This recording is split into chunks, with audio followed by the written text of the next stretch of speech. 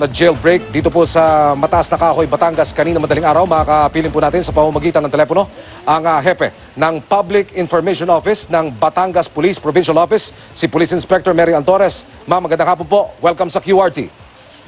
Yes, magandang hapon po, Sir Emil. At ganun din po sa ating mga tagapakinig. Yes, Inspector Torres, unang-una, yung pong latest update dito po sa isinasagawang dragnet operation para ho ma-recover yung mga pugante. Kayo na po magayag sa publiko, ma'am. Go ahead. Opo, kasalukuyan pong tuloy-tuloy po yung ating manhunt operation. Tulong-tulong po yung mga pulisya ng Batangas Police Provincial Office. Ganun din po ay katulong din po yung mga malalapit na police station sa paghahanap dito sa mga iba pang nakatakas ng mga preso po.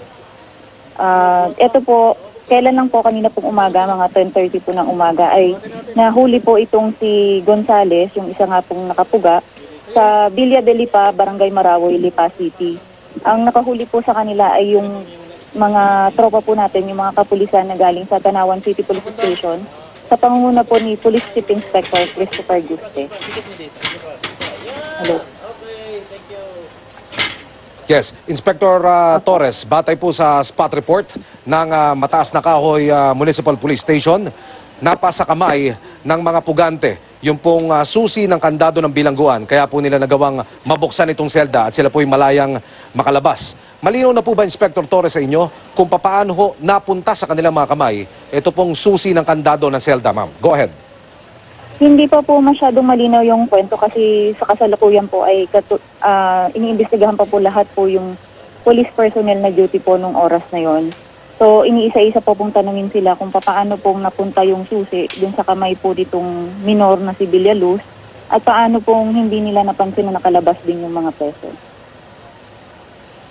Yung pong jailer, Inspector Torres, ano po ang katayuan ngayon? Gumugulong po ang pagsisiyasat ninyo. Yes, ma'am. Go ahead. Apo. So ito pong ating duty na jailer noon, si Police Officer Juan Llaris, ay sa kasalukuyan po ay magkakaroon po siya ng order ngayon ng relief. Temporary po ay ilalagay po siya sa holding area dito sa Batangas PPO habang ginagawa pa po yung investigasyon. Bali, haharapin po niya yung administrative case niya at saka ganun din po yung criminal case for infidelity in the custody of detention of prisoners. Inspector Torres, lumalabas din po sa ulat na isang minor de edad na nasa kustodiya po ng Mataas na Kahoy Municipal Police ang sinasabing kinasabwat nitong mga pugante para ho mag-abot sa kanila ng susi. At sinasabing may kapatid din po itong isang inmate na kasama rin ho sa mga pumuga. Kayo na nga ho magbigay ng konting detalye tungkol po sa anggulong ito ng kaso, ma'am. Opo. Bali, ito pong si Marjon Villaluz po at saka yung kapatid niya pong minor ay sabay pong nahuli noong December. Parehas pong kaso ng robbery. At nung yun nga po, wala pong facility daw po yung MSWD, kaya po ay temporary ay inihabilin po sa police station. At gano'n na nga din po okay. na... Tapos, madam, itong menor de edad na ito, kung pagbabatayan po yung sitwasyon, kung paano tumatakbo yung pang-araw-araw na kanilang routine dito po sa Municipal Police Station, ito ho ba'y napag-isipan o palagay namin hindi ko mapapag-isipan ng mga pulis na kukunin niya yung susi? Tama po ba, ma'am? Go ahead.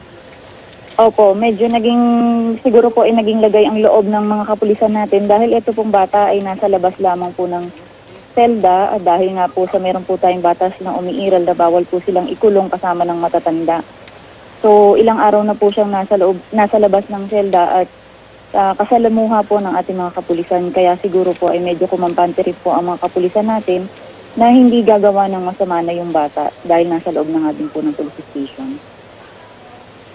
Inspector Torres, baka gusto nyo pong samantalahin ang pagkakataon na ito para maipaabot sa mga pugante, sa ating mga kababayan pati, yung mensahe po ng Batangas Police para tuluyan pong maresolba itong problema na ito, ma'am. Go ahead.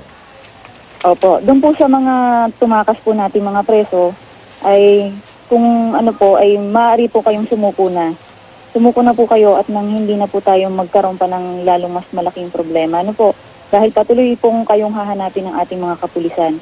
At din naman po sa mga nakakilala o may informasyon sa kinaroroonan nitong mga nakatakas nating preso, maaari lamang pong ipagbigay alam ang inyong nalalaman sa pinakamalapit na police station. Mga kapuso, ang OIC ng Public Information Office ng Batangas Provincial Police Office, Inspector Mary Ann Torres. Maraming salamat po sa oras nyo. Magandang hapon, ma'am.